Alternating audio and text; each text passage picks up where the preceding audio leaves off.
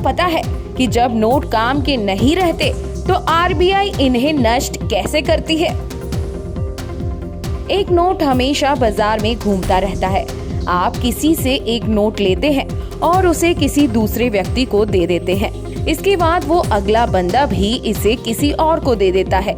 इसी तरह नोट लगातार बाजार में घूमता रहता है और लगातार घूमते रहने की वजह से कई बार यह फट जाता है तो कई बार पुराना हो जाता है और उसका कागज भी अजीब सा हो जाता है।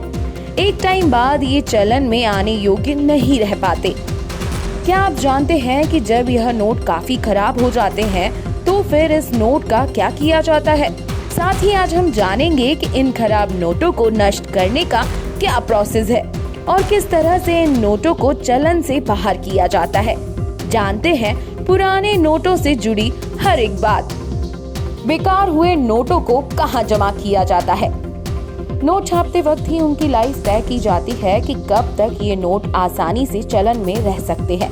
ये अवधि खत्म होने पर या फिर प्रचलन की वजह से नोट खराब होने पर reserve bank of India in नोटों को फिर से अपने पास रख लेता है। एक बार नोट वापस आने के बाद इन्हें बैंक अपने पास जमा कर लेता है। कटे फटे नोटों का क्या किया जाता है?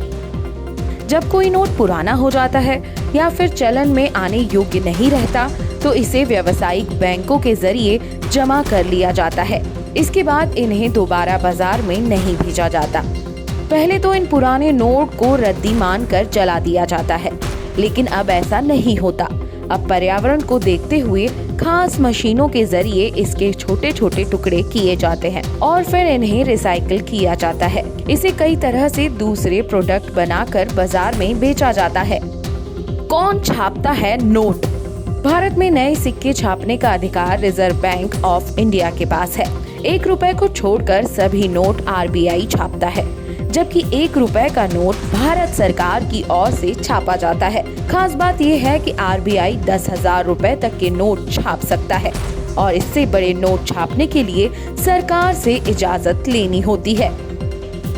कौन तय करता है कि कितने नोट छापने हैं?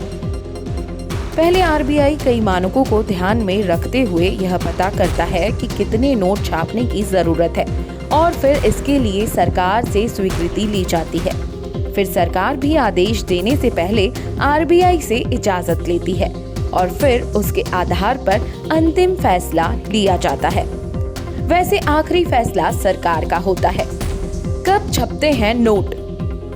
ऐसा नहीं है कि जब भी देश में गरीबी को मिटाना हो तो नए नोट छाप दो और चाहें जब नए नोट छाप दिए जाएं। भले ही सरकार के पास नोट छापने का अधिकार होता है, लेकिन ऐसा बिल्कुल नहीं है कि चाहे जब कितने भी नोट छाप दिए जाएं। ऐसा करने से अर्थव्यवस्था गड़बड़ा जाएगी। इससे यहाँ की करेंसी की कीमत काफी ज्यादा कम हो जाती है और महंगाई के रेट भी काफी बढ़ जाते हैं। आशा करते हैं कि आपको हमारे द्वारा दी गई जानकारी पसंद आई होगी। ऐसी ही अन्य जानकारी के लिए आप हमें कमेंट करके जरूर बताएं।